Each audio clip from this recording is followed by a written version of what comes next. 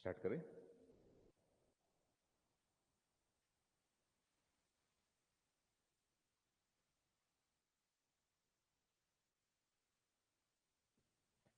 Right.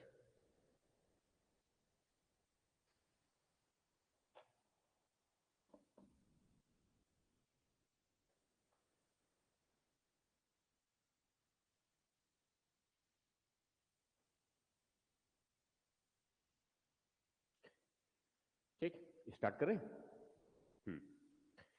कल क्या पढ़े हम लोगों ने? कल क्या डिस्कस किए थे? कल डिस्कस किए थे हम लोगों ने कि भारत में जो है, जो वर्तमान जो भारत का संविधान है, भारत का संविधान, उनका ऐतिहासिक पृष्ठभूमि कैसा रहा है, इसको डिस्कस किए थे ये। ठीक है, उसके बाद शुरुआती बस थोड़ा ही सेगमेंट देखे थे, उनको पहले रिवीजन ले लेते हैं और उसके बाद फिर आगे बढ़ जाएंगे हम लोग। जल्दी से देख लेते हैं इनको। ठीक, तो हमारे देश का संविधान का नाम क्या है? हमारे देश का संविधान का नाम क्या है? हमारे देश का संविधान का नाम क्या है? भारत का संविधान क्या नाम है? भारत का संविधान है। ठीक है, नाम क्या है? भारत का संविधान। ठीक, संविधान कब लागू हुआ? 26 जनवरी, पूर्ण रूप से 26 जनवरी 1950 को लागू हुआ। ठीक, और उसके बाद फिर जो है हमें यही देखना है कि ये जो भारत का संविधान है उसका ऐतिहासिक पृष्ठभूमि क्या है, मतलब उनका विकास कैसे हुआ। ठीक, अब इसी क्रम में जो है हमें जो देखना है एक्चुअल में कि कल हम जो डिस्कस किए थे उसको पहले रिवीजन लेते हैं फटाफट। ठीक है, तो पहले टॉपिक हमारा क्या है? भारत के संविधान का ऐतिहासिक पृष्ठभूमि। ठीक है, संविधान का इतिहास का पृष्ठभूमि है। ठीक, अब उसमें क्या है, संविधान का ऐतिहासिक पृष्ठभूमि का अर्थ क्या हुआ कि भारत का जो संविधान है उनका विकास कैसे हुआ, हमें इसको देखना है ये। ठीक, तो क्या है, एक लंबी दीर्घकालिक प्रक्रिया का परिणाम है। जानते हैं ये कि लगभग 1600 बीसी में जो है, 1600 ईस्वी में जो है ब्रिटिश कंपनी को अनुमति मिल गया ब्रिटेन की महारानी से, और उसके बाद फिर वहां जो है भारत आए। किस लिए आए थे? व्यापार करने के लिए आए। व्यापार करने के लिए आए तो एक व्यापारी बन करके आए, मसालों का व्यापार किया, आगे चल करके कपड़ों का व्यापार किया, और ऐसे कई व्यापार किए। मगर व्यापार करने के साथ साथ धीरे धीरे वहां जो है भारत के जो है अलग अलग क्षेत्रों पर अपना आधिपत्य स्थापित करने का प्रयास किए। अलग अलग क्षेत्र पर आधिपत्य स्थापित करने का प्रयास किए, और अलग अलग क्षेत्र पर आधिपत्य स्थापित करने के प्रयास में ही उन्होंने बंगाल के क्षेत्र पर अपना फैक्ट्री स्थापित किया था। फैक्ट्री मतलब क्या हुआ? वो क्षेत्र जहां पर वो अपना ट्रेडिंग करते थे। सबसे पहले फैक्ट्री उन्होंने अपना सूरत में स्थापित किया था, उसके बाद फिर जो है कई अलग अलग जगह में, कई अलग अलग जगह में। तो बंगाल क्षेत्र में भी वैसा उन्होंने फैक्ट्री बना रखा था, मगर बंगाल के जो नवाब कौन हुआ करते थे? सिराजुद्दौला। ठीक है, सिराजुद्दौला हुआ करता था, उसकी अनुमति के बिना वहां फैक्ट्री बना लिया था। इसीलिए इसीलिए सिराजुद्दौला ने उनकी फैक्ट्री पर आक्रमण कर दिया। उसके बाद ही जो है एक युद्ध हुआ, जिनको हम क्या बोलते हैं? प्लासी का युद्ध। कब हुआ था? 23 जून 1757 को। वो 23 जून 1757 को कौन सा युद्ध हुआ? प्लासी के युद्ध हुआ।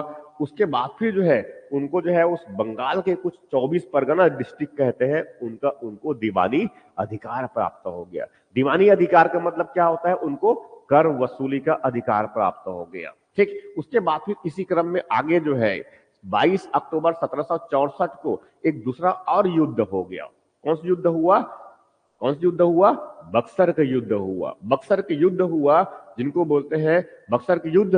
उसमें कंपनी फिर जीत गया। कंपनी जीत गया तो ये तो स्थापित हो गया कि अब भारत में शासन कौन नहीं करेगा। तो शासन कौन करने वाला था? जीता हुआ है, और जीता हुआ कौन है? British east India company. इसीलिए वहां से उनको फिर 1765 में एक संधि हुआ, जिसको बोलते हैं इलाहाबाद की संधि। इलाहाबाद की संधि, अब इस संधि में जो है उनको जो है अधिकार मिल गया कि बंगाल क्षेत्र से जो है पूरे राजस्व की वसूली कौन करेगा? ब्रिटिश ईस्ट इंडिया कंपनी करेगा। ब्रिटिश ईस्ट इंडिया कंपनी करेगा। कब की बात कर रहा हूं मैं? 1765 की बात कर रहा हूं। उसके बाद फिर जो है 1765 से लेकर के जो है 1765 से लेकर के जो है 1772 तक, 1765 से 1772 तक इस बंगाल क्षेत्र पर करों की वसूली कौन कर रहा है? ब्रिटिश ईस्ट इंडिया कंपनी कर रहा है। कर की वसूली कौन कर रहा है? ब्रिटिश कंपनी कर रहा है। जबकि वहां पर शासन और कौन कर रहा है? नवाब भी कर रहा है बंगाल का। इसीलिए जो है उस बंगाल क्षेत्र में दो लोगों के जो शासन हुआ उसे क्या बोलते हैं? द्वैध शासन कहते हैं। उसे क्या बोलते हैं? द्वैध शासन कहते हैं। ये ठीक है।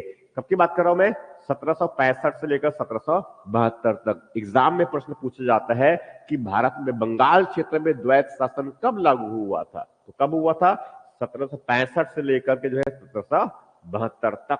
ठीक है। उसके बाद फिर जो है प्रश्न, उसके बाद फिर क्या है? 1772 की बात की है ना।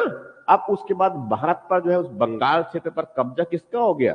ब्रिटिश ईस्ट इंडिया कंपनी का। अब ब्रिटिश ईस्ट इंडिया कंपनी जो है अपने धीरे धीरे क्षेत्र का विस्तार करना शुरू कर दिया। इसीलिए भारत में जो ब्रिटिश कंपनी जो शासन कर रहा था, व्यापार भी कर रहा था और शासन भी कर रहा था बंगाल वाले क्षेत्र में, उस पर नियंत्रण रखने के लिए ब्रिटेन की जो पार्लियामेंट है, ब्रिटेन की जो संसद है, उनके द्वारा जो है कानून बनाया गया। उनके द्वारा पहला कानून बनाया गया कंपनी को रेगुलेट करने के लिए, कंट्रोल करने के लिए। कब से? 1773 से। 1773 में नियंत्रण थोड़ी मात्रा में हुआ करता था, वो नियंत्रण की मात्रा लगातार बढ़ती चली गई। नियंत्रण की मात्रा लगातार बढ़ती चली गई 1858 तक। इसी अलग अलग कानूनों के माध्यम से, इसी अलग अलग कानूनों के माध्यम से, अलग अलग कानूनों के माध्यम से भारत का जो संविधान का विकास हुआ। ऑनलाइन में जो बच्चे हैं बस अच्छे से मेरी बातें समझ रही है, वहां पर मेरे आवाज वहां तक क्लियर पहुंच रहा है, मुझे मैसेज कर देंगे। Good morning, good morning. ठीक, राइट। ये तो 1773 पहले जो है वो कालखंड है जिसमें जो है शासन किसका रहा है? कंपनी का रहा है। दो कालखंड है भारत के संविधान का विकास का। भारत के संविधान का विकास का दो कालखंड है। पहला कंपनी के शासन के अंतर्गत संविधान का विकास, दूसरा भारत में ताज के शासन के अंतर्गत संविधान का विकास। पहला शासन खंड क्या है? 1773 से 1858 तक, 1773 से जो है 1858 तक, जिनमें अलग अलग कानून बनाए। शुरुआत कौन सा हुआ था? रेगुलेटिंग एक्ट से 1773 का। उसके बाद फिर जो है 1773 से लेकर कब तक? 1858 तक शासन किसका रहा? कंपनी का रहा। फिर उसके बाद 1858 से लेकर 1947 तक शासन किसका रहा? ताज का रहा। तो ताज के अधीन जो है इस तरफ शासन हुआ। ठीक है। उसके बाद फिर जो है, इसके बाद फिर जो है इसी के अंतर्गत फिर अलग अलग ये कानून बनाए। इसी के अंतर्गत अलग अलग ये कानून बनाए। तो अलग कानून का मतलब कौन कौन सा कानून बताए? पहले मैंने इधर 8 कानून की बात किया था। कंपनी के शासन के अंतर्गत जो है, कंपनी के शासन के अंतर्गत जो है शासन के लिए ब्रिटिश पार्लियामेंट के द्वारा पारित ये कानून था। कौन सा कानून? पहले रेगुलेटिंग एक्ट 1773। उसके बाद दूसरा कानून कौन सा है? संशोधन अधिनियम 1781। उसके बाद कौन सा है? Pitt's India act 1784। उसके बाद फिर कौन सा है? 1786 का संशोधन अधिनियम है। उसके बाद क्या है? चार्टर कानून 1793। तो पहला चार्टर कब पारित किया गया? 1793 में। उसके बाद फिर अगला चार्टर कब पारित किया गया? 1813 में। उसके बाद अगला चार्टर कब पारित किया गया? 1833 में। उसके बाद अंतिम चार्टर कब पारित किया गया? 1853 में। ठीक है। उसके बाद फिर जो है शासन किसका आ गया? ताज का शासन आया। ताज का शासन में क्या है? पहला कानून भारत में ताज के द्वारा शासन करने के लिए, वो क्या था? भारत शासन अधिनियम 1858। दूसरा जो है भारत परिषद अधिनियम 1861। भारत परिषद 1861। ठीक। उसके बाद फिर कब है? 1892 भारत परिषद अधिनियम 1892। उसके बाद में भारत परिषद अधिनियम 9, उसके बाद भारत परिषद अधिनियम 1919, उसके बाद भारत शासन अधिनियम 1935, उसके बाद सबसे लास्ट जो है भारतीय स्वतंत्रता अधिनियम 1947। इसी के अंतर्गत जो है वर्तमान जो भारत के संविधान का विकास हुआ। वर्तमान भारत के संविधान का विकास जो है किसके अंतर्गत, इसी जो है दो कालखंड में, एक कंपनी के शासन के अंतर्गत, दूसरा जो है ताज के शासन के अंतर्गत, जो अलग अलग कानून बनाए, इसी कानून के अंतर्गत ही जो है भारत में संविधान का विकास हुआ।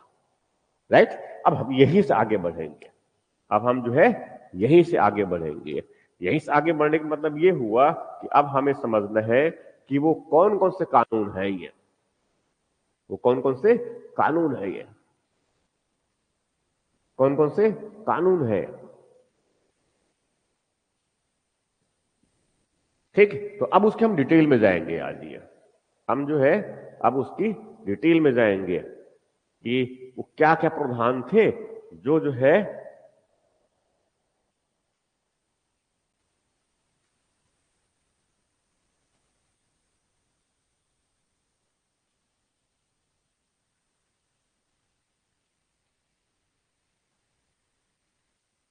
ठीक। तो मैं यहां से आगे लेने वाला हूं। ठीक है, तो किसकी बात करेंगे हम। सबसे पहले जो है भारत में ब्रिटिश पार्लियामेंट जो है रेगुलेट करने के लिए, कंपनी के कार्य को रेगुलेट करने के लिए कौन से कानून बनाए हैं। ठीक है, उनको जल्दी जल्दी डिस्कस करते हैं एक्चुअल में हम लोग ये। ठीक है, प्रश्न जो पूछते हैं इनमें से लगभग इसी तरह से पूछे जाते हैं ये, कि अलग अलग जो है कानूनों को लेकर के, अलग अलग कानूनों को लेकर के उसके क्या प्रावधान थे, मैं डिस्कस कर चुका हूं मैं। ठीक है, डिस्कस कर चुका हूं मैं कि प्रश्न किस प्रकार से आते हैं। ठीक, पहला कानून क्या था, रेगुलेटिंग एक्ट 1773। रेगुलेटिंग एक्ट 1773 में, ठीक है, प्रावधान था इनमें से रेगुलेटिंग एक्ट 1773। तो रेगुलेटिंग एक्ट 1773 ये ब्रिटिश पार्लियामेंट के द्वारा पारित ये पहला कानून है। ये यहां जो है प्रश्न पूछे गए हैं इनमें से, मैं किसकी बात कर रहा हूं, मैं रेगुलेटिंग एक्ट।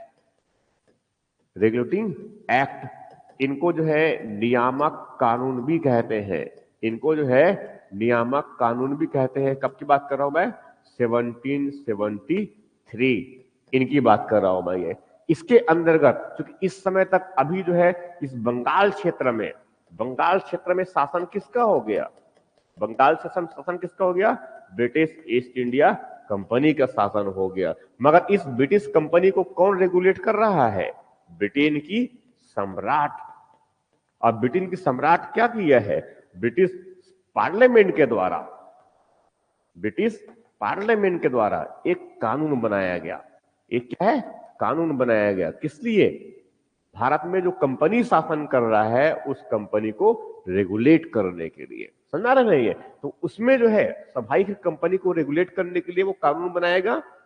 ठीक, प्रक्रिया शुरुआत हुआ था 1600 में। 1600 में जो है ब्रिटिश कंपनी को जो है अनुमति मिल गया कि भारत के साथ व्यापार करे। उस समय वह ब्रिटेन की सम्राट महारानी हुआ करती थी, कौन, एलिजाबेथ प्रथम। 1600 में अनुमति मिल गया, भारत में ब्रिटिश कंपनी आए। और उसी क्रम में बताया था मैंने कि 1765 में बंगाल, बिहार और उड़ीसा उनका दीवानी अधिकार प्राप्त हो गया, राजस्व वसूल करने का अधिकार प्राप्त हो गया। ब्रिटिश कंपनी जो है सर्वोच्च बन गया, कब से, 1765 से। ये उसमें जो है अब भारत पर जो है शासन करने के लिए प्रक्रिया शुरुआत हुआ। 1765 से लेकर 1772 तक बताया था मैंने, क्या है, भारत पर, बंगाल पर द्वैत शासन है। मगर अब बंगाल पर शासन सीधा कौन कर रहा है, British east India company. Right, तो बंगाल पर शासन करने के लिए ब्रिटिश कंपनी जो है अब प्रक्रिया शुरुआत किया। तो इसमें जो प्रावधान किया गया, इसमें जो प्रावधान किया गया कि इसमें जो प्रावधान थे ये रेगुलेटिंग एक्ट में, सबसे पहले जो है ब्रिटिश कंपनी जो है जो भारत में शासन कर रहा था उसके सर्वोच्च अधिकारी के रूप में, उसमें सर्वोच्च अधिकारी के रूप में जो है एक बंगाल का गवर्नर, एक जो है बंगाल का गवर्नर नियुक्त किया। इसके लिए भारत में ब्रिटिश जो कंपनी है तो भारत में जो है जो ब्रिटिश ईस्ट इंडिया जो कंपनी है, इसके सर्वोच्च अधिकारी, इसके जो है सर्वोच्च अधिकारी के रूप में, सर्वोच्च अधिकारी के रूप में किसको नियुक्त किया गया? बंगाल का गवर्नर जनरल। उस समय वारेन हेस्टिंग हुआ करता था। कौन था इस समय? Warren Hastings. उस समय वारेन हेस्टिंग हुआ करता था। बंगाल का गवर्नर जनरल उनको बनाया गया था। पहला गवर्नर जनरल कौन है? वारेन हेस्टिंग है ये। उसके बाद में जो है बंगाल के गवर्नर जनरल की सहायता के लिए 4 सदस्यीय एक कार्यकारी परिषद। गवर्नर जनरल कौन है? बंगाल का वारेन हेस्टिंग है। ठीक है। पूरी कंपनी का मुखिया कौन है? प्रशासक के रूप में बंगाल का गवर्नर जनरल। जैसे वर्तमान में भारत के राष्ट्रपति होते हैं, वैसे ही मान लीजिए उस समय पूरी कंपनी का जो है कर्ता धर्ता सर्वोच्च अधिकारी कौन है? बंगाल का गवर्नर। क्या कहते हैं? बंगाल का गवर्नर। और बंगाल का गवर्नर पहले नंबर पे कौन है? वारेन हेस्टिंग है। उसके बाद फिर जो है उस गवर्नर जनरल क्योंकि अकेला काम नहीं कर सकता, इसीलिए उनकी सहायता के लिए क्या बनाया गया? 4 सदस्यों की एक कार्यकारी परिषद। कितने सदस्य है इसमें? 4 सदस्य है। ये बहुत इंपॉर्टेंट है, ध्यान में रखना है ये। ठीक है। उसके बाद में ही जो है, उसके बाद तो उस समय जो है, उस समय भारत में ब्रिटिश कंपनी के अंतर्गत, ब्रिटिश कंपनी के अंतर्गत ये जो भारत है उसमें 3 प्रेसिडेंसी हुआ करते थे। ये एक बंगाल प्रेसिडेंसी हुआ करते थे। ये कौन सा प्रेसिडेंसी है? बंगाल प्रेसिडेंसी है। वैसे एक मद्रास प्रेसिडेंसी हुआ करता था। वैसे क्या है? मद्रास। और एक क्या है? बॉम्बे प्रेसिडेंसी हुआ करता था। ठीक है। कौन था? बॉम्बे प्रेसिडेंसी। कितनी प्रेसिडेंसी है? 3 प्रेसिडेंसी है। और 3 प्रेसिडेंसी मतलब एक बंगाल हो गया, दूसरा मद्रास हो गया, तीसरा क्या है? बॉम्बे। मगर नियुक्त किसका किया गया है? यहां पर बंगाल के गवर्नर जनरल के रूप में। तो यहां पर पहले जो है पहले जो है पहले जो है बॉम्बे में गवर्नर हुआ करते थे। यहां पर गवर्नर होते थे बड़ा प्रशासक के रूप में। यहां पर भी गवर्नर हुआ करते थे और यहां पर भी गवर्नर हुआ करते थे। ये तो उनको बंगाल का गवर्नर कहते थे। मगर अब इस बंगाल के गवर्नर को क्या बोलते हैं? बंगाल के गवर्नर जनरल कहते हैं। और मद्रास और बॉम्बे को, मद्रास और बॉम्बे को अब सीधे तौर पे जो है किसके नियंत्रण में ले आया? बंगाल के गवर्नर जनरल के अंतर्गत। तो बंगाल के गवर्नर जनरल के अंतर्गत कौन हो गया? एक तो स्वयं बंगाल पूरा है, उसके बाद दूसरा कौन सा है? मद्रास है, और तीसरा कौन सा है? बॉम्बे है। तो अब इस बंगाल के गवर्नर और बॉम्बे के गवर्नर और मद्रास के गवर्नर, इन दोनों पर नियंत्रण किसका हो गया? बंगाल के गवर्नर जनरल का। और गवर्नर जनरल किसकी सहायता से काम करेगा? 4 सदस्यीय उनका कार्यकारी परिषद है। समझ रहे हैं? ये इस तरह से ये तो अब मद्रास और बॉम्बे किसके अधीन हो गया? बंगाल के गवर्नर जनरल के। इसी अधिनियम में और प्रावधान किया गया, इसी अधिनियम में प्रावधान किया गया कि कलकत्ता में, क्या है? कलकत्ता, कलकत्ता बंगाल में कलकत्ता, तो कलकत्ता में जो है एक उच्चतम न्यायालय, क्योंकि भारत में अभी तक जो है कोई उच्चतम न्यायालय नहीं है। जैसे वर्तमान में सर्वोच्च न्यायालय है भारत का, जानते हैं कहां पर है?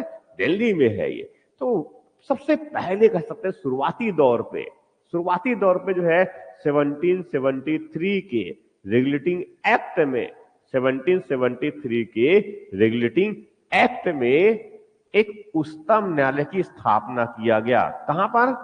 कलकत्ता में स्थापित किया गया है, जिनमें कुल मिलाकर के 4 न्यायाधीश हुआ करते थे। कुल मिलाकर कितने?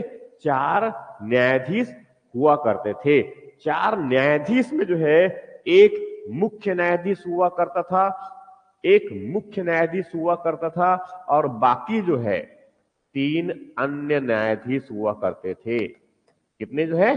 3 अन्य न्यायाधीश हुआ करते थे। और 3 अन्य न्यायाधीश और एक क्या है? मुख्य न्यायाधीश। तो कुल मिलाकर कितने न्यायाधीश?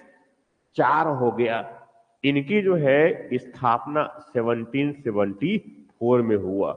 अधिनियम कौन सा है? 1773 का, मगर इनकी स्थापना कब, गठन कब किया गया? 1774 में। कहां पर किया गया? कलकत्ता में उच्चतम न्यायालय की स्थापना किया गया। उस समय मुख्य न्यायाधीश, एग्जाम में कई बार पूछा गया है, मुख्य न्यायाधीश कलकत्ता उच्च न्यायालय किसको बनाया गया? एलिजा एम्पे। किसको बनाया गया? एलिजा एम्पे को। समझ रहे हैं? ये तो दो तीन बातें कह दिया मैंने। एक, बंगाल के गवर्नर जनरल बनाया गया, उनकी सहायता के लिए 4 सदस्यीय जो है कार्यकारी परिषद की बात किया मैंने। उसके बाद फिर जो है दूसरा टाइम मैंने क्या कि यहां पर क्या है, बंगाल के गवर्नर जनरल, अब किसके control? Bengal governor general control में कौन कौन काम करेगा? मद्रास करेगा और बॉम्बे करेगा। उसके बाद क्या बताया मैंने? उसके बाद क्या काम कर गया? कलकत्ता में 4 सदस्यीय उच्चतम न्यायालय की स्थापना कर दिया, जिसमें मुख्य न्यायाधीश कौन है? एलिजा एम्पे है। ये प्रथम मुख्य न्यायाधीश किसका? कलकत्ता उच्चतम न्यायालय का। इसके साथ साथ जो है प्रावधान ये किया गया कि जो कंपनी है, अब कंपनी मतलब किस कंपनी की बात कर रहा हूं मैं? British east India company. British company जो है, ब्रिटिश कंपनी के जो कर्मचारी है अभी जो है वो निजी व्यापार करते थे। ब्रिटिश कंपनी के जो कर्मचारी है वो निजी व्यापार करते थे। निजी व्यापार करने का मतलब क्या है? वो खुद व्यापार करते हैं और मुनाफा खुद रख लेते हैं। तो नुकसान किसका होगा? कंपनी को नुकसान होगा। इसीलिए जो है इस कानून में प्रावधान कर दिया गया कि आगे जो है ये ब्रिटिश कंपनी जो है, ब्रिटिश कंपनी के जो अधिकारी है, कर्मचारी है, वो कोई निजी व्यापार नहीं करेगा। ये सब प्रावधान किसके अंदर किए जा रहे हैं? 1773 के रेगुलेटिंग एक्ट के अंतर्गत। कोई निजी व्यापार नहीं करेगा तो उससे जो कंपनी को नुकसान हो रहा था, वो नुकसान कम हो जाएगा, उससे कंपनी का मुनाफा बढ़ा। इनके साथ साथ जो है यहां भी प्रावधान किया गया, ब्रिटिश कंपनी के जो अधिकारी है, ब्रिटिश कंपनी के जो अधिकारी, जो कर्मचारी है, वहां भारतीयों से, नवाबों से, जमींदारों से वो क्या लेते हैं? उपहार लेते हैं, गिफ्ट देते हैं, रिश्वत लेते थे। क्या है? रिश्वत लेते थे। इस पर जो है प्रतिबंध लगा दिया गया। ठीक है, रिश्वत अगर कोई लेता हुआ पकड़ा गया तो उनको दंड दिए जाएंगे। इस तरह से प्रावधान कर दिया गया। ठीक, ये सब किसके अंदर किया गया है? रेगुलेटिंग एक्ट के अंदर किया जा रहा है। उसके बाद फिर इसी अधिनियम में एक संस्था ब्रिटिश कंपनी को रेगुलेट करने के लिए, ये भारत में नहीं रहता है, ये कहां है? ब्रिटेन में रह करके जो है, ब्रिटिश कंपनी पर नियंत्रण स्थापित करता है। ब्रिटिश कंपनी पर नियंत्रण स्थापित करता है। उस संस्था क्या बोलते हैं? Court of directors. इसको क्या बोलते हैं? Court of directors. Court of directors किस अधिनियम के अंतर्गत स्थापित किया गया? रेगुलेटिंग एक्ट 1773 के अंतर्गत। तो मैंने क्या क्या बता दिया कि 1600 में जो है कंपनी को अनुमति मिल गया, किससे? महारानी एलिजाबेथ से। ये ठीक है। इसी क्रम में 1757 में जो है प्लासी का युद्ध हुआ था।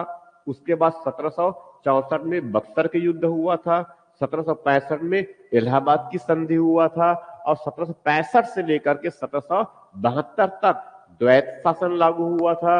उसके बाद 1772 के बाद 1773 से भारत बंगाल क्षेत्र में शासन करने के लिए कौन सा कानून?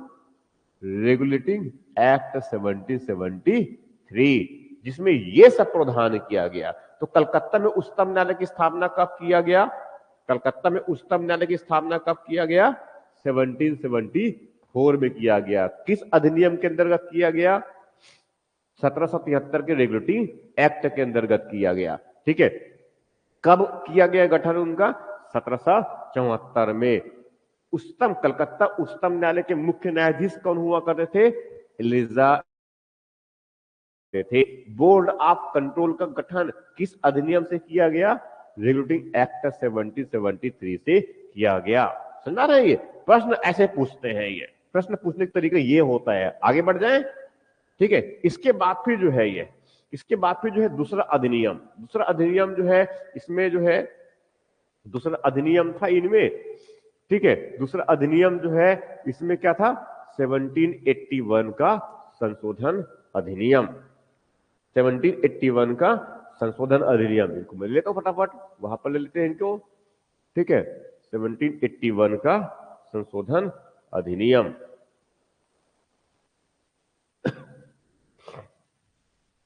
1781 का संशोधन अधिनियम। ठीक है, तो ये क्या है? ये दूसरा अधिनियम है। ये क्या है? दूसरा अधिनियम। इसके पहले अधिनियम कौन सा हो गया? इसके पहले अधिनियम कौन सा हो गया? Regulating act 1773। उसके बाद दूसरे अधिनियम। दूसरे अधिनियम का मतलब क्या है? ये जो है, जो पुराना अधिनियम पारित किया गया था, कौन सा? 1773 का रेगुलेटिंग एक्ट। रेगुलेटिंग एक्ट जो पारित किया गया था, कब? 1773 में। इसमें कुछ संशोधन के लिए, इसमें कुछ संशोधन के लिए, कुछ संशोधन के लिए जो है, कुछ संशोधन के लिए एक अधिनियम पारित किया गया। कुछ संशोधन के लिए एक अधिनियम पारित किया गया। इसीलिए क्या बोलते हैं इनको? इसलिए क्या बोलते हैं इनको? संशोधन अधिनियम कहा जाता है। कब का? 1781 का। तो संशोधन कब किया गया? 1781 में किया गया। बेसिक उद्देश्य था इनका कि जो रेगुलेटिंग एक्ट में जो कमियां हैं, शासन के समय जब करना शुरू किया इस कानून के अंतर्गत, तो उसमें कुछ कमियां समझ में आया। उसी को दूर करने के लिए जो है एक संशोधन अधिनियम, सुधार के लिए। इसीलिए इस अधिनियम को क्या बोलते हैं? कभी कभी बंदोबस्त कानून भी कहते हैं। किस अधिनियम को? 1773 के जो है कानून को बंदोबस्त कानून भी कहते हैं। ठीक है, इसके पहले मैंने बताया था नियामक कानून किसको कहते हैं? रेगुलेटिंग एक्ट को कहते हैं। दूसरा मैंने क्या बताया? 1781 के कानून क्या बोलते हैं? बंदोबस्त कानून कहते हैं ये। ठीक, अब इसमें जो प्रावधान किया गया, एक तो ठीक है, एक इसमें जो प्रावधान किया गया, इसमें जैसे बताया था मैंने कि 1774 में जो है प्रावधान किया गया था। 1774 में क्या हुआ था? कलकत्ता में उच्चतम न्यायालय की स्थापना हुआ था। कलकत्ता में उच्चतम न्यायालय की स्थापना हुआ करता था। अब वो उच्चतम न्यायालय है तो स्वाभाविक है पूरे जितने ब्रिटिश कंपनी के जो अधिकारी कर्मचारी उनके गड़बड़ी को देख सकता था। मगर इस अधिनियम में प्रावधान किया गया, इस अधिनियम में प्रावधान किया गया कि अब जो उच्चतम न्यायालय है, उच्चतम न्यायालय है कहां पर? कलकत्ता के उच्चतम न्यायालय है। एक कलकत्ता का उच्चतम न्यायालय है, वहां गवर्नर जनरल और उनकी जो परिषद है, परिषद बताया था मैंने कितने मेंबर थे इसमें? 4 परिषद, 4 सदस्य थे इसमें। ये 4 सदस्यों को उनकी परिषद, और साथ में कौन? Governor general. कहां गवर्नर जनरल? बंगाल का गवर्नर जनरल। ये जो भी निर्णय लेगा उसका मूल्यांकन ये सर्वोच्च न्यायालय अब नहीं कर सकेगा, जबकि इसके पहले वो मूल्यांकन कर सकते थे। मतलब एक तरह से कह सकते हैं कि सर्वोच्च न्यायालय का नियंत्रण किस पर था? गवर्नर जनरल का हुआ करता, गवर्नर जनरल पर हुआ करता था, उनकी परिषद पर हुआ करता था। गवर्नर जनरल किनकी सहायता से काम करता है? कार्यकारी परिषद। इसको बोलते हैं कार्यकारी परिषद। इनको क्या बोलते हैं? कार्यकारी परिषद की सहायता से ये। ठीक है, गवर्नर जनरल की परिषद किसकी क्या है?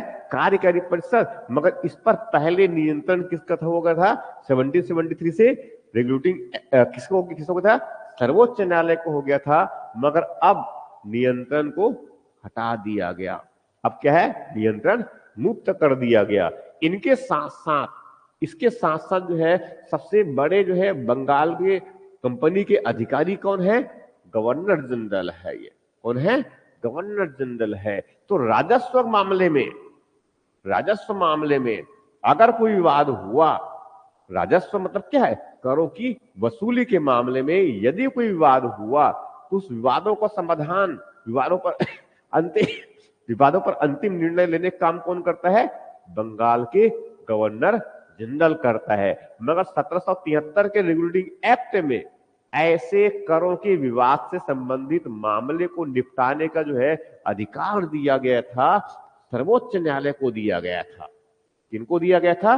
सर्वोच्च न्यायालय को दिया गया था। मगर अब संशोधन अधिनियम 1781 के माध्यम से उस जो अधिकार था कर के बारे में कोई वाद है तो उनको निपटाने का सर्वोच्च न्यायालय को उससे छीन लिया गया।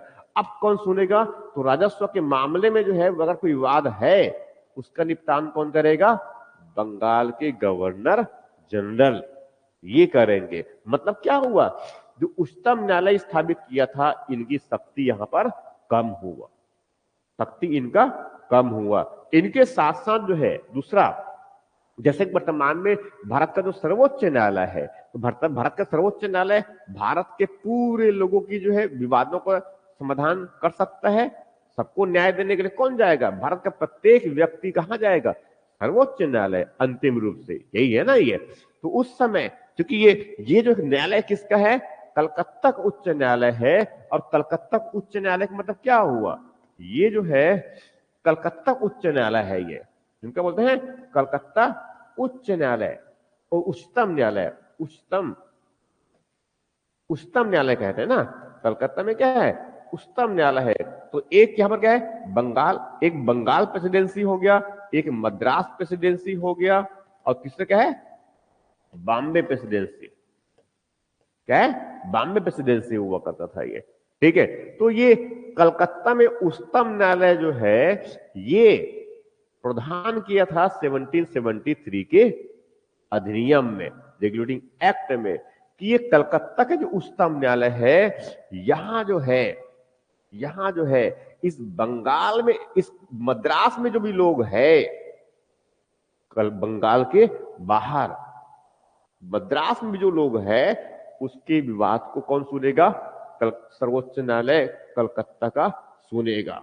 समझ में आ रहा जो कह रहा हूं? ये 3 प्रेसिडेंसी उनके पास में है। तो 3 प्रेसिडेंसी में कलकत्ता में उच्चतम न्यायालय की स्थापना जो किया गया है, वहां जो है बंगाल प्रेसिडेंसी में जो लोग रहते हैं उनके विवादों का भी समाधान करेंगे। ऐसा प्रावधान 1773 में किया गया था, राइट। मगर अब इस संशोधन अधिनियम के माध्यम से कर दिया गया कि कलकत्ता, केवल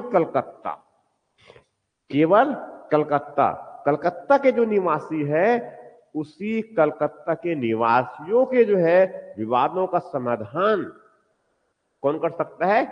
सर्वोच्च न्यायालय कर सकता है। अब वहां मद्रास के निवासियों का जो है उनके विवादों का समाधान कोई नहीं कर सकता। उनके समस्या का समाधान कौन नहीं कर सकता? सर्वोच्च न्यायालय। कहां का? मद्रास का। तो अब कलकत्ता के पास अधिकार कौन से रह गए? केवल बंगाल के नागरिकों का, केवल बंगाल के निवासियों की बात का समाधान कर सकता है।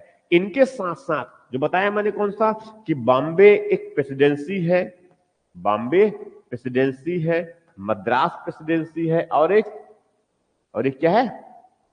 कलकत्ता प्रेसिडेंसी है। ठीक है, बंगाल प्रेसिडेंसी है। तो अब यहां पर कौन रहता है? एक गवर्नर होता है। यहां पर भी कौन है? एक गवर्नर है सर्वोच्च अधिकारी के रूप में। यहां पर भी कौन है? गवर्नर हुआ करते थे, मगर अब इनको क्या बोलते हैं? गवर्नर जनरल कहते हैं ये। ठीक है, मगर जैसे बताया था मैंने, गवर्नर जनरल की सहायता के लिए क्या है? यहाँ पर 4 सदस्यीय क्या है? एक कार्यकारी परिषद है। 4 सदस्य क्या है? कार्यकारी परिषद है। वैसी जो है गवर्नर की सहायता के लिए, ठीक है, प्रांतीय न्यायालयों में गवर्नर की सहायता के लिए एक गवर्नर इन काउंसिल, इनके लिए क्या बनाया गया? एक परिषद बनाया गया। गवर्नर की सहायता के लिए क्या है? एक कार्यकारी परिषद। ठीक है, कहां पर? कहां पर? मद्रास में भी, और साथ में जो है बॉम्बे में भी। ठीक है, तो इस प्रकार से क्या है? तो सबसे सर्वोच्च अधिकारी कौन हो गया? बंगाल के गवर्नर जनरल हो गया। उनकी सहायता के लिए कितने सदस्यों की कार्यकारी परिषद है? 4। उसके अधीन कौन कौन काम करता है? बंगाल प्रेसिडेंसी काम करता है, मद्रास प्रेसिडेंसी काम करता है, बॉम्बे प्रेसिडेंसी काम करता है। मद्रास और बॉम्बे, इसमें सर्वोच्च अधिकारी कौन है? गवर्नर है। उनकी सहायता के लिए कितने जो है, उनकी सहायता के लिए जो है कितने कितने सदस्य जो है उसके सहायता के लिए क्या बनाया गया, एक कार्यकारी परिषद का गठन किया गया। ये सब किसके अंदर किया जा रहा है, 1781 के संशोधन अधिनियम के अंतर्गत। ठीक, आगे बढ़ जाए। यहां से फिर आगे जो शुरुआत हुआ, यहां से आगे जो शुरुआत हुआ वहां जो है अगला अधिनियम, अगला अधिनियम का मतलब किसकी बात कर रहा हूं मैं, रेगुलेटिंग एक्ट 1784, रेगुलेटिंग एक्ट 1784, इनकी बात कर रहा हूं मैं। रेगुलेटिंग एक्ट के बाद, सॉरी, पिट्स इंडिया एक्ट, क्या है, पिट्स इंडिया एक्ट। ठीक है, कब का, पिट्स इंडिया एक्ट कब का है ये, 1784 का। ठीक है, इसको भी साथ में लेता हूं मैं, 1784 का। ठीक है, दिख रहे हैं ये, मुझे मैसेज कर देंगे ये ठीक से दिख पा रहे हैं। ठीक, तब कहें आगे बढ़ रहे हैं हम लोग। आगे बढ़ने का मतलब क्या हुआ कि अब हम जो है पहले जो अधिनियम था, पहले जो कानून था, रेगुलेटिंग एक्ट, वहां से हम आगे बढ़ रहे हैं। ठीक, मुझे मैसेज कर देंगे ऑनलाइन में देवमत जी। और उसके बाद फिर हाँ, अब क्या है, रेगुलेटिंग एक्ट 1773, उसके बाद फिर जो है संशोधन अधिनियम 86 का, 81 का, उसके बाद क्या है, पिट्स इंडिया एक्ट। तो पिट्स इंडिया एक्ट कब पारित किया गया, 1784 में।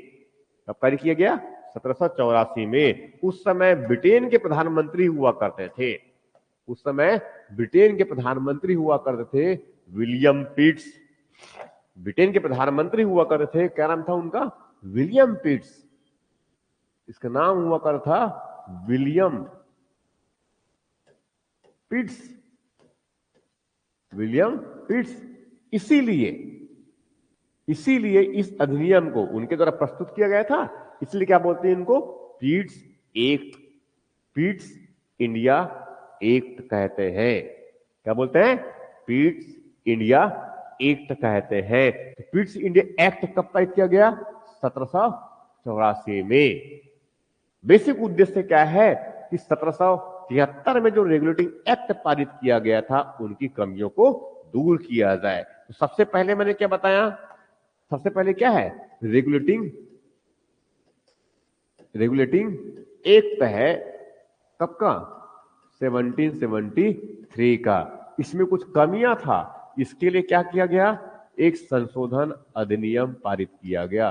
कब, 1781 में। उसके बावजूद इसमें कमियां हैं, इसको दूर करने के लिए क्या किया गया, पिट्स इंडिया एक्ट पारित किया गया। कब, 1784 में, 1784 में। ठीक है, तो अब कंपनी पर नियंत्रण की मात्रा क्या है, बढ़ता जा रहा है। कंपनी पर नियंत्रण की मात्रा क्या है, बढ़ता जा रहा है। कंपनी पर नियंत्रण की मात्रा बढ़ने का मतलब क्या हुआ कि अब कंपनी जो है किसके नियंत्रण में काम करेंगे, जो ब्रिटेन की जो सम्राट है उसके नियंत्रण में काम करेंगे। नियंत्रण की मात्रा धीरे धीरे क्या है, बढ़ता जा रहा है। तो उनमें पहला जो प्रावधान किया गया कि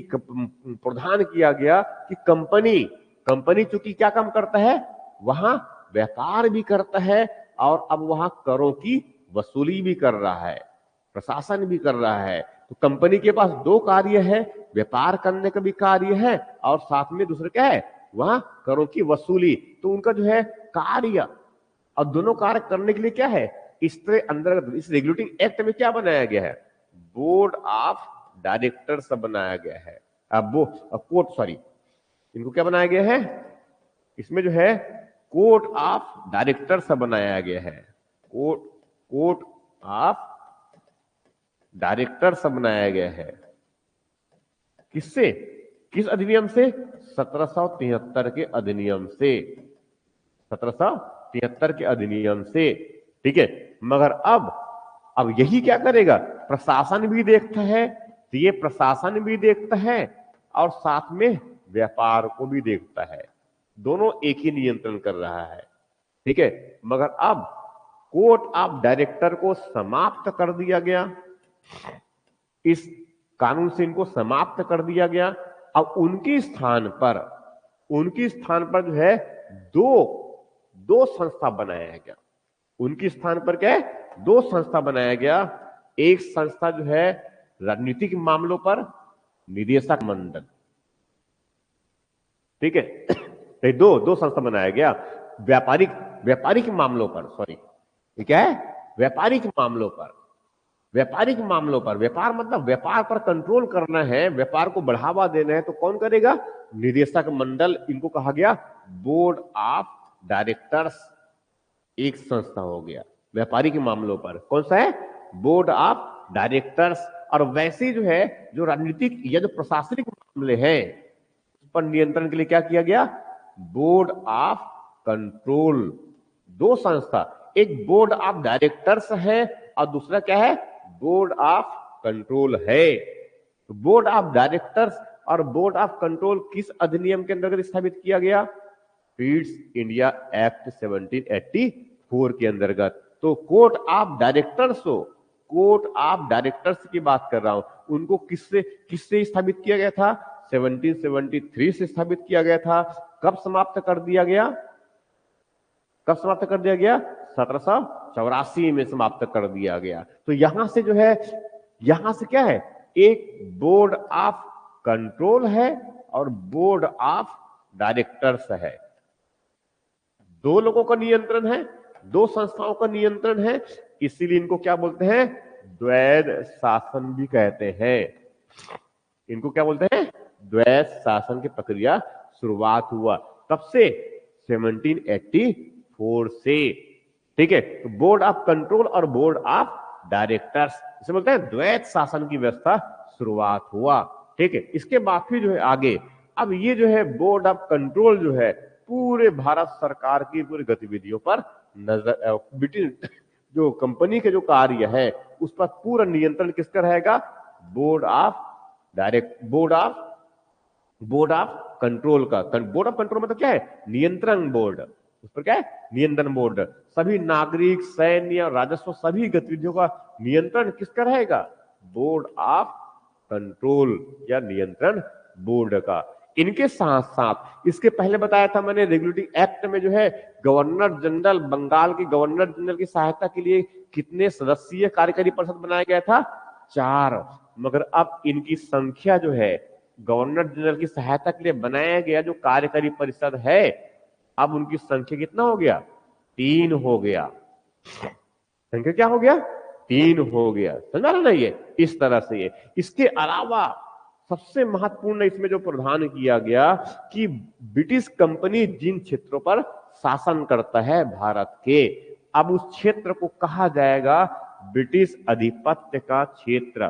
कौन सा क्षेत्र कहा जाएगा, ब्रिटिश अधिपत्य का क्षेत्र। एग्जाम में ये सब पूछते हैं, ये ब्रिटिश अधिपत्य का क्षेत्र के रूप में भारत के बंगाल के क्षेत्र को, या फिर भारत में कंपनी के अधीन क्षेत्र को ब्रिटिश अधिपत्य का क्षेत्र किस अधिनियम के अंतर्गत कहा गया, कौन सा अधिनियम है, 1773 का रेगुलेटिंग 1784 का पीट्स इंडिया एक्ट है। कौन सा है, पीट्स इंडिया एक्ट है ये, ठीक है। उसके बाद फिर दूसरा और प्रधान इनमें से ये, तो धीरे धीरे यहां से क्या है, ब्रिटिश सरकार का जो है, ब्रिटिश सरकार का कंपनी पर नियंत्रण लगातार बढ़ते चले गए, ठीक है। अब उसके बाद फिर इसी में जो है थोड़ा सा आगे जो है 1786 में किसमें, इस पीट्स इंडिया एक्ट में थोड़ा सा संशोधन किया गया। संशोधन किया गया मतलब क्या है कि अब जो पहले जो है ये बंगाल का जो गवर्नर जनरल जो है, कुछ विशेष मामले में पहले, क्योंकि बंगाल के गवर्नर जनरल को सहायता कौन देगा, उनकी कार्यकारी परिषद। तो पहले ये किया गया था कि बंगाल की गवर्नर जनरल को जो है उनकी परिषद जो सलाह देगा उनके अनुसार ही काम करेगा। जैसे वर्तमान में भारत के राष्ट्रपति किसके सलाह के अनुसार काम करते हैं, भारत के मंत्रिपरिषद के सलाह के अनुसार काम करते हैं, केंद्रीय मंत्रिपरिषद के सलाह के अनुसार ही काम करते हैं, वो अपने मन से कोई भी काम नहीं कर सकते। तो वैसे ही करते थे पहले। ये बंगाल के गवर्नर जनरल जो है, यहां जो उनकी कार्यकारी परिषद है, उसके सलाह के अनुसार ही काम करता था। मगर इस पीट्स इंडिया एक्ट में प्रावधान कर दिया गया कि अब वह उनकी सलाह को मानने के लिए बाध्य नहीं है, उनकी सलाह को मानने के लिए बाध्य नहीं है। और इनके साथ साथ यहां ही प्रावधान किया गया कि जो बंगाल का जो गवर्नर जनरल है, बंगाल का गवर्नर जनरल है, वहां उस कंपनी का जो सेना है, उनकी जो फोर्स है, तीनों प्रकार के फोर्स है, नेवल है, नाव वाला है, नौसेना है, जल सेना है, वायुसेना, उसका जो है सेनापति या सर्वोच्च कमांडर, कमांडर इन चीफ कौन होगा? बंगाल का गवर्नर जनरल होगा। जैसे वर्तमान में भारत में तीनों सेनाओं के सर्वोच्च कमांडर, तीनों सेनाओं के सेनापति कौन होते हैं? भारत के राष्ट्रपति होते हैं, भारत के राष्ट्रपति होते हैं। तो ऐसी जो है ये शुरुआती प्रावधान कब किया गया? इस संशोधन अधिनियम 1786 में, 1786 में। समझ में आ रहा है? तो ये क्या हो गया? Board of control, board of directors कब? 1784 की पीट्स इंडिया एक्ट से। संख्या परिषद की कम कर दिया गया, 3 कर दिया गया।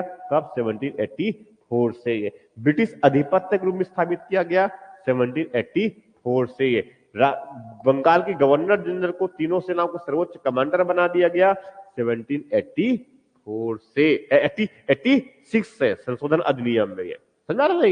ये इस तरह से। तो कहां पहुंच गए हम लोग? 86 में। अब उसके बाद फिर आगे, उसके बाद फिर जो है आगे जो है मतलब क्या है कि अब कौन सा जाएगा?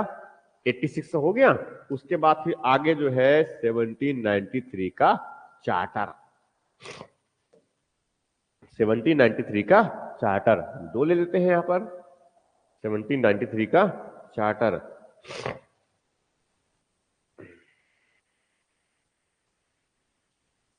ठीक है। यहां से जो है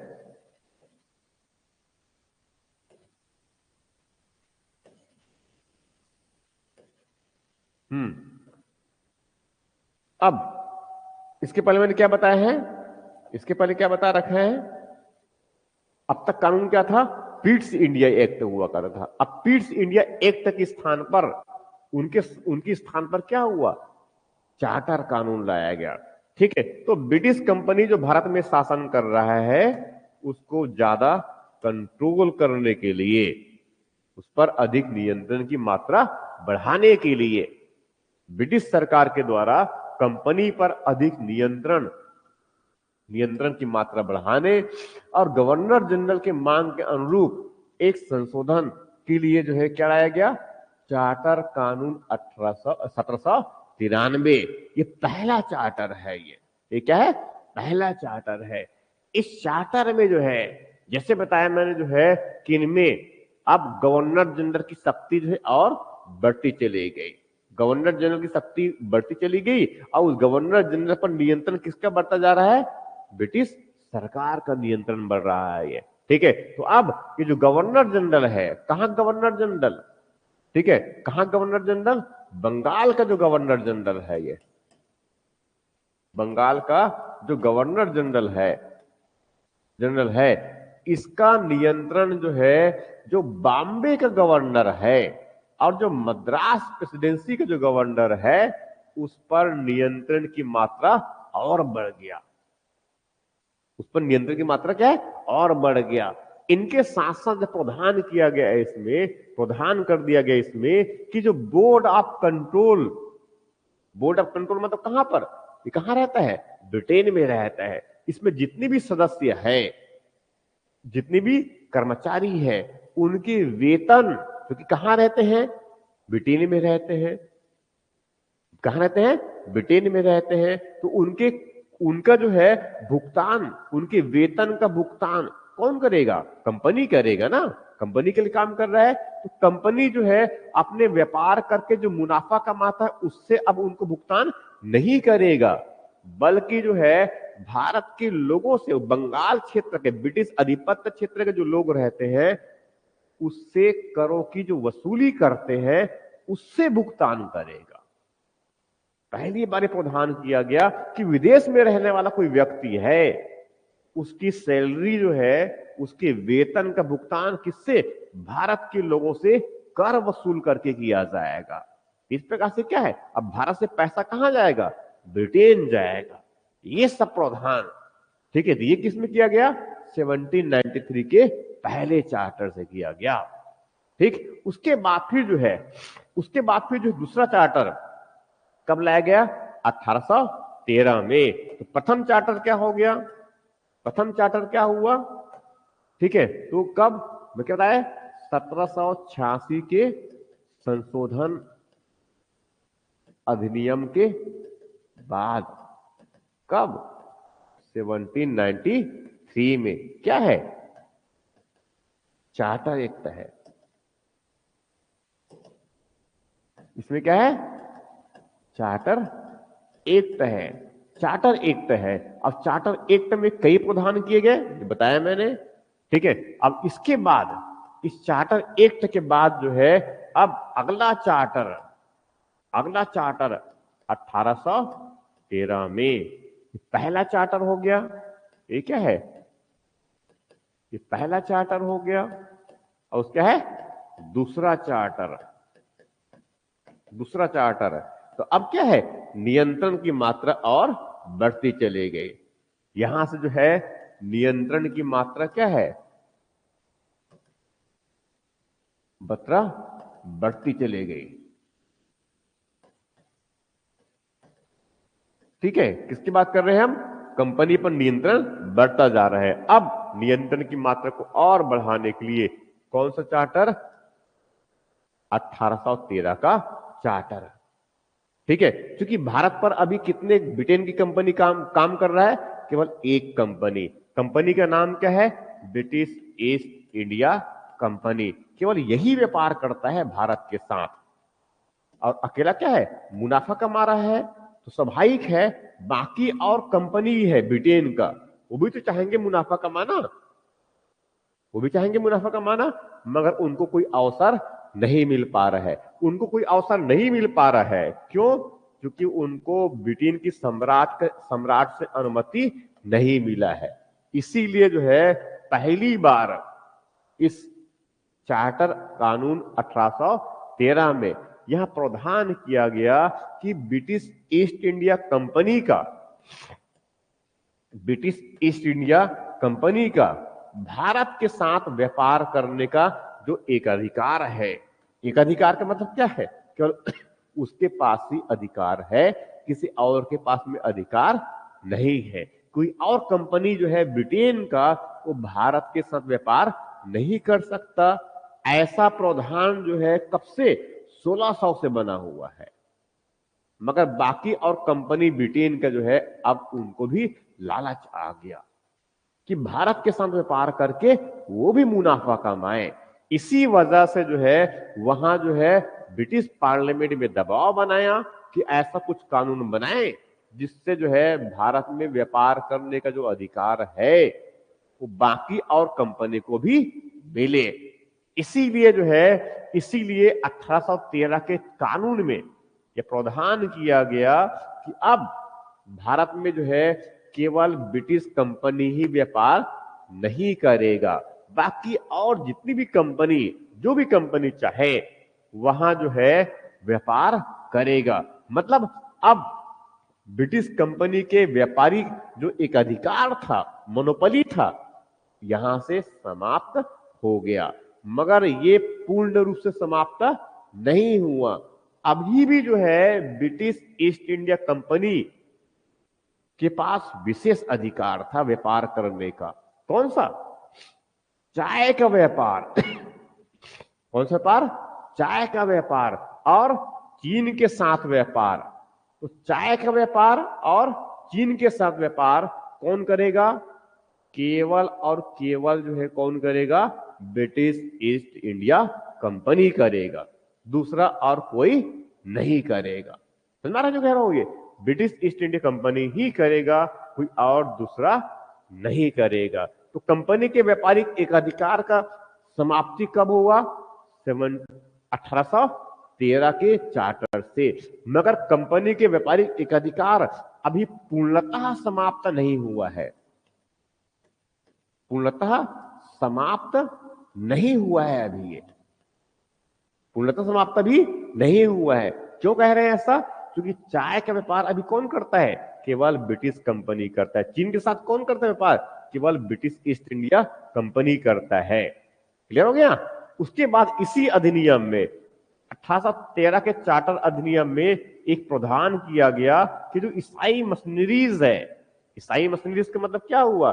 जो ईसाई धर्म के जो जो जो उसके जो पादरी होते हैं, उनके संत मान लीजिए, उनके संत के जैसा जो प्रचार प्रसार करते हैं, उसको क्या बोलते हैं? ईसाई मशीनरीज। ये भारत आए, भारत में रह करके भारतीयों को प्रबुद्ध बनाने का, वहां भारतीयों को क्या है? प्रबुद्ध बनाने का कार्य करेगा। अब भारतीय प्रबुद्ध बनाने मतलब क्या है? उनको बुद्धिमान बनाने का, उनको सभ्य बनाने का। तो सभाई के क्या करेंगे? ईसाई मिशनरीज आएंगे और अपने जो धर्म है उनका जो है भारत के क्षेत्र में क्या है? अपना धर्म का प्रचार प्रसार करेंगे, अपने धर्म का प्रचार प्रसार करेंगे। दूर दराज क्षेत्र में जाते चले गए, कभी जनजातियों को, तो कभी अनुसूचित जातियों को, कभी भारत के सामान्य लोगों को, आम लोगों को। अब धीरे धीरे वहां क्या है? अपने धर्म का प्रचार करना शुरू किया, जिससे जो है भारत में धीरे धीरे धर्मांतरण, धर्म परिवर्तन की प्रक्रिया आगे बढ़ी। तो ऐसा अनुमति कब से मिल गया? 1813 के चार्टर से। क्या किया गया? 1813 के चार्टर से। इसी अधिनियम में प्रावधान किया गया कि भारत में ब्रिटिश वाले क्षेत्र में, ब्रिटिश अधिपत्य क्षेत्र बताया था मैंने 1784 के अधिनियम से, तो ब्रिटिश अधिपत्य क्षेत्र में ब्रिटिश कंपनी, पहली बार प्रावधान किया गया कि वहां जो है शिक्षा के प्रचार के लिए, वहां पर शिक्षा को बढ़ावा देने के लिए, शिक्षा पर वहां प्रचार के लिए वहां 1,00,000 रुपए, वहां 1,00,000 रुपए जो है खर्च करेगा। किसके लिए? शिक्षा के लिए। अभी तक ब्रिटिश कंपनी ऐसा कोई भी सामाजिक कार्य को जो है नहीं करते थे, मगर पहली बार प्रावधान किया गया कि ब्रिटिश कंपनी जो है 1,00,000 रुपए शिक्षा पर खर्च करेगा। हालांकि जो है लंबे समय तक ये विवादित रह गया, शिक्षा किस भाषा में दिया जाए, ये विवाद रह गया। और विवादों को जैसे बहुत समय तक तो इनको लागू ही नहीं कर पाया गया। ठीक है, विवाद क्या है इस पर कि शिक्षा जो है किस भाषा में दिया जाए, क्या ब्रिटिश भाषा में, अंग्रेजी में दिया जाए, या फिर क्या भारत में मातृभाषा है उनमें दिया जाए। समझ रहे हैं? ये सब विवाद थे। तो प्रावधान कब किया गया? शिक्षा के लिए 1,00,000 रुपए खर्च करने का प्रावधान कब किया गया? 1813 के चार्टर में। उसके बाद फिर प्रावधान इसमें, उसके बाद अगला जो है इसी में जो है प्रावधान किया गया कि अब भारत में स्थानीय सरकार, जैसे वर्तमान में ग्राम पंचायत, नगर पंचायत है ना, ये नगर पालिकाएं हैं, तो उसे क्या बोलते हैं? स्थानीय सरकार कहते हैं। तो स्थानीय सरकार जो है अब व्यक्तियों पर क्या है? वो कर लगा सकता है। व्यक्तियों पर क्या है? कर लगा सकता है। ये कर लगाने का मतलब क्या है? कि वो टैक्स वसूल कर सकता है। इसके पहले वैसे वसूलने का अधिकार उनको नहीं दिया गया था। ठीक है, ऐसे वसूल करने का अधिकार नहीं दिया गया था। तो कंपनी के व्यापारिक एक अधिकार की समाप्ति किस वर्ष, किसमें, किस अधिनियम के माध्यम से हो गया? चार्टर कानून 1813 के माध्यम से हो गया। ब्रिटिश कंपनी शिक्षा के प्रसार के लिए किसमें किया गया? किसमें किया गया? 1813 के माध्यम से किया गया। समझा रहा है? ये कब की बात कर रहा हूं मैं? 1813। इसके पहले अधिनियम कौन सा है? इसके पहले चार्टर कौन सा है? 1793 का है। उसके पहले कब का है? संशोधन वाला 1786 का है। उसके पहले कब का है? 1784 का है। उसके पहले कब का है? 1781 का है। उसके पहले कब का है? 1773 का है। हम आगे बढ़ते जा रहे हैं। ठीक, आगे बढ़ जाएं और ठीक। तो अब 1813 के बाद अगला चार्टर 1813 के बाद जो है अगला चार्टर, अगला चार्टर का मतलब किन की बात कर रहा हूं मैं? अब जो है 1833 का, 1833 का।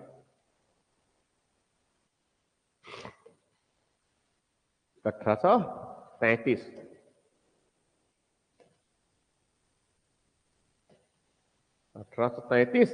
और उसके बाद फिर जो है इसमें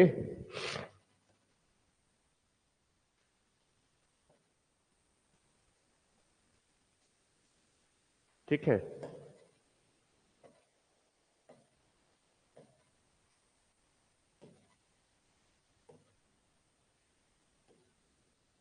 1833।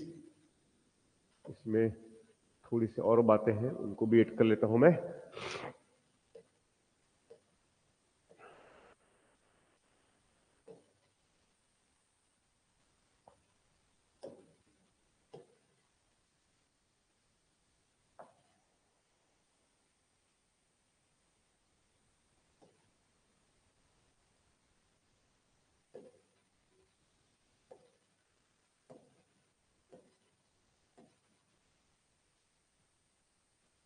एक हम ये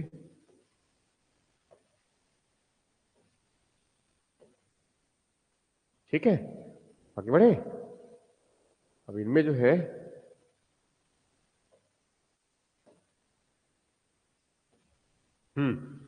तब किसकी बात कर रहा हूं मैं? 1700 जो है 1813 के बाद जो है कब का? 1833 का। 1833 ठीक है, 1833 का चार्टर। सॉरी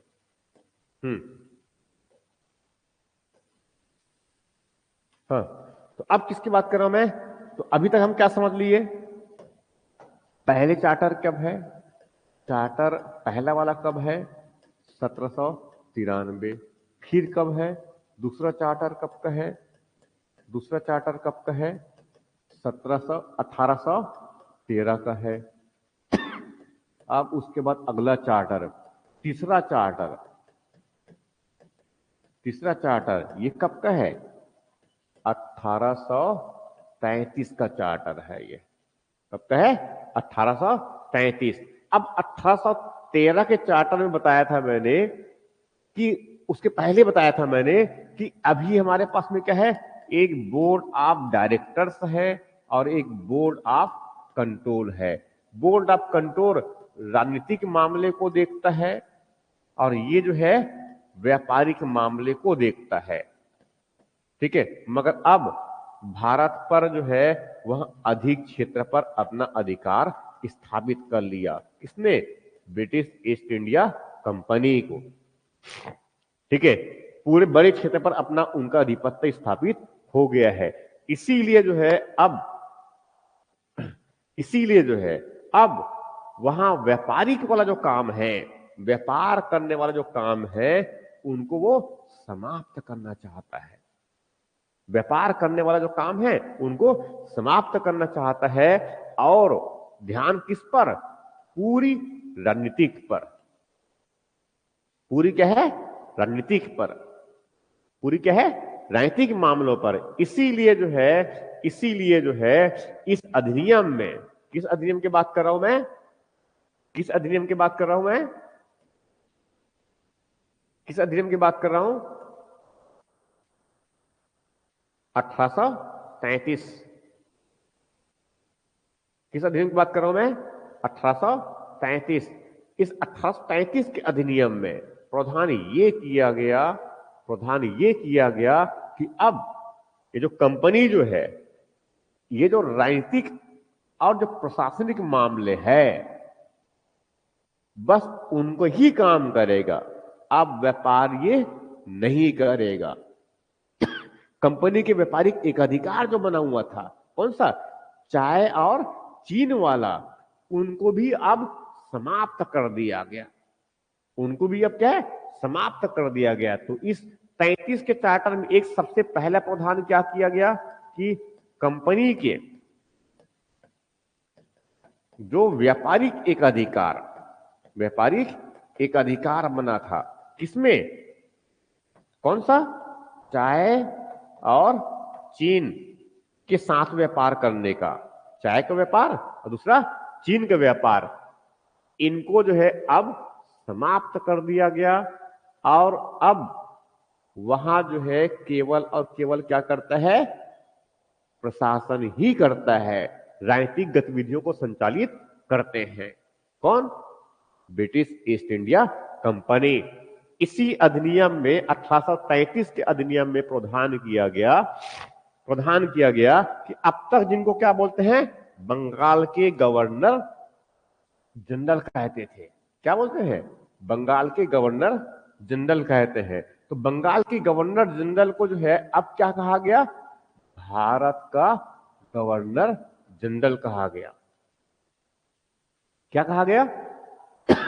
भारत का गवर्नर जनरल। समझ में आ रहा है अंतर ये? तो पहले क्या था इनको, भारत बंगाल का गवर्नर जनरल कब का है ये, 1773 का है। अब इस तरफ क्या किया गया, भारत का गवर्नर जनरल कहा गया ये, ठीक है। और साथ में जो है जो मद्रास और जो बॉम्बे है, जो प्रेसिडेंसी हुआ करते थे ये, ठीक है, मद्रास और बॉम्बे की प्रेसिडेंसी, और प्रेसिडेंसी क्या है, उनकी सहायता के लिए क्या है, एक परिषद भी बना हुआ है।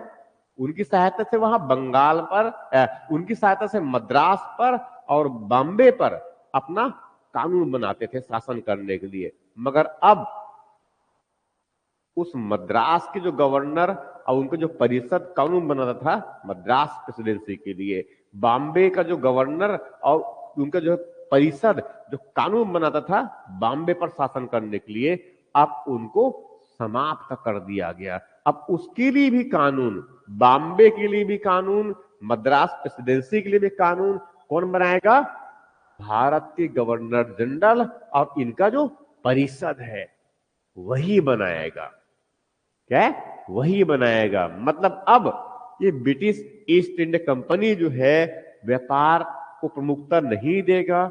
अब महत्व क्या है, केवल और केवल जो है इनको कौन है, केवल राजनीतिक और प्रशासनिक गतिविधियों पर उनका नियंत्रण रहेगा। राइट? इसी क्रम में अब नियंत्रण की मात्रा बढ़ गया, ठीक। इसी क्रम में जो है अंतिम चार्टर, कंपनी पर शासन करने के लिए, कंपनी के द्वारा शासन करने के लिए अंतिम चार्टर मतलब कब की बात कर रहा हूं मैं, 1853 का, 1853 का ये प्रावधान किया गया। 1833 में कुछ कमियां थी, उनकी कुछ समस्याएं थी, उसमें कुछ प्रावधान ऐसे थे जिनको लागू नहीं कर पा रहे थे ये। इसीलिए जो है इसमें विस्पष्ट रूप से प्रावधान किया गया कि उन कमियों को दूर किया जाए। अब गवर्नर जनरल, जिनको क्या बोलते हैं, अब भारत का गवर्नर जनरल कहते हैं, भारत का गवर्नर जनरल कहते हैं। उनकी जो परिषद है, इस अधिनियम में उनकी परिषद, तो उनके जो विधायी कार्य, कानून बनाने वाले कार्य और जो प्रशासनिक कार्य है, इन दोनों का अलग अलग कर दिया गया। जैसे कि वर्तमान में भारत में कानून को बनाने वाला कौन है, संसद है, कानून को लागू करने वाले कौन है, मंत्रिपरिषद, कार्यपालिका है। तो वैसी जो है यहां पर प्रावधान किया गया कब से, 1853 के कानून से। परिषद में अभी तक कितने मेंबर थे, 3 मेंबर थे। कार्यकारी परिषद में कितने मेंबर, 3 थे ना। अब उनकी संख्या बढ़ा दिया गया, इसमें 6 और नए सदस्य सम्मिलित किए गए। अधिकारी और कर्मचारियों के जो है ब्रिटिश कंपनी के अधीन जो अधिकारी और कर्मचारी है, जिनको बहुत अच्छा खासा वेतन मिलता है, उसमें भर्ती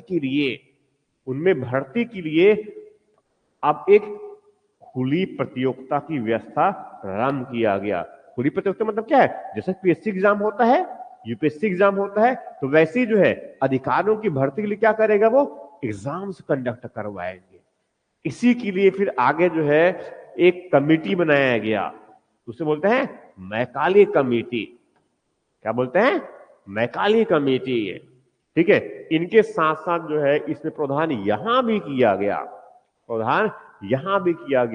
जो केंद्र में जो विधायिका है, केंद्र में क्या है, जो विधायिका है, तो केंद्र में विधायिका है जिनको क्या बोलते हैं, केंद्रीय विधान परिषद। उसमें अब भारत में जो स्थानीय जो क्षेत्र है वहां से कुछ लोगों को उसमें प्रतिनिधित्व दिया गया। मतलब कुछ लोगों को जो है केंद्रीय विधायिका में जो है सदस्य के रूप में, मनोनीत सदस्य के रूप में वहां पर उनको उसको सदस्यता दिया गया। इसके पहले भारतीयों को ऐसा कोई प्रावधान नहीं दिया गया था। इस प्रकार से क्या हो गया कि अब जो गवर्नर जनरल है, जिनको क्या बोलते हैं, भारत का गवर्नर जनरल, भारत का गवर्नर जनरल जो है, अब उनकी जो परिषद, उनमें कार्यपालिका मतलब कानून को लागू करने वाला, दूसरा जो है विधायिका, अलग अलग काम करेगा। यही बोलते हैं शक्ति का पृथक्करण। शक्ति पृथक्करण कब से कर दिया गया? शक्ति पृथक्करण कब से कर दिया गया? 1853 से। उच्च प्रशासनिक अधिकारियों के लिए परीक्षा के माध्यम से भर्ती के प्रावधान किस अधिनियम से किया गया? 1853 से। ठीक, तो ये क्या हुआ? अंतिम चार्टर था। ये क्या हुआ? अंतिम चार्टर था।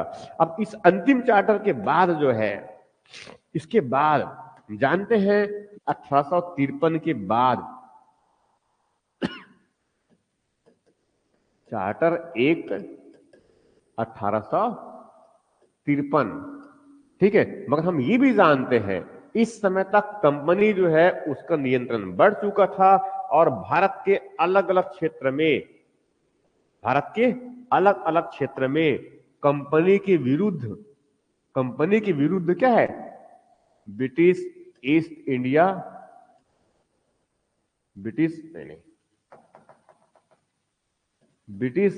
इसको हम बाहर लिखता हूं,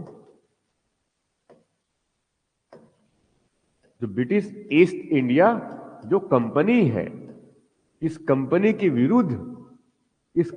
विरुद्ध जो है बड़ी मात्रा में क्या हो रहे थे? विद्रोह हो रहे थे। इसी कड़ी में सबसे बड़ा विद्रोह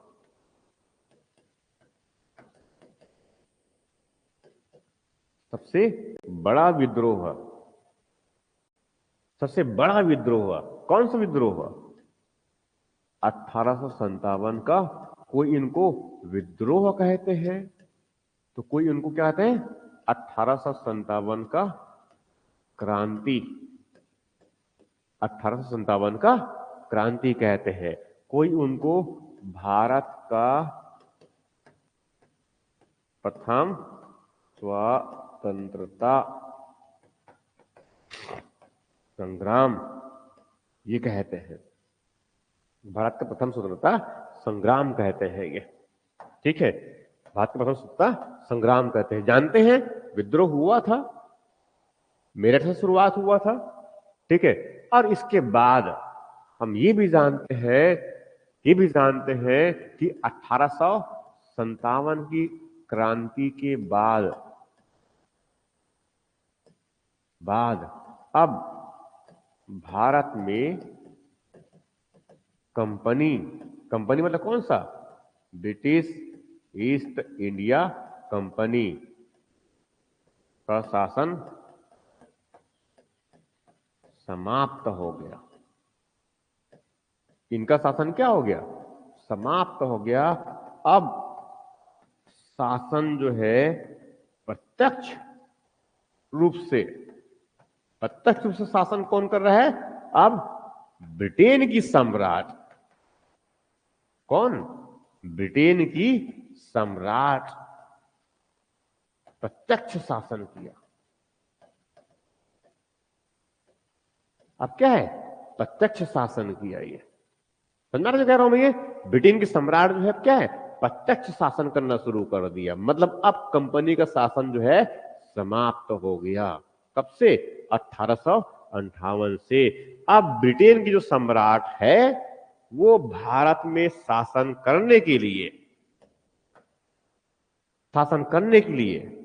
1858 में नए भारत शासन अधिनियम 1858 का ये बनाए। सुना रहे ये? अब 1858 के अधिनियम, उनके बाद फिर 1861 का परिषद अधिनियम और बाकी सब और कब तक बनाएगा वो?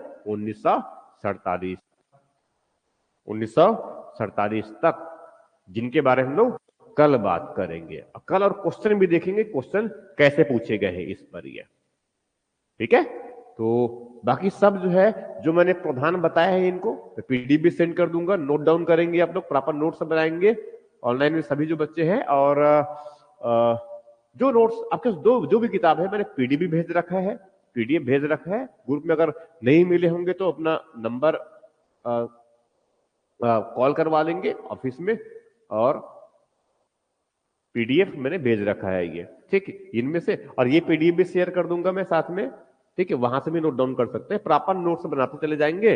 और साथ में जो है उसमें क्वेश्चन जो किताब है उससे ठीक ठाक मात्रा में पढ़ते चले जाएंगे ये, ठीक है। बाकी हम कल करेंगे, ठीक। Thank you.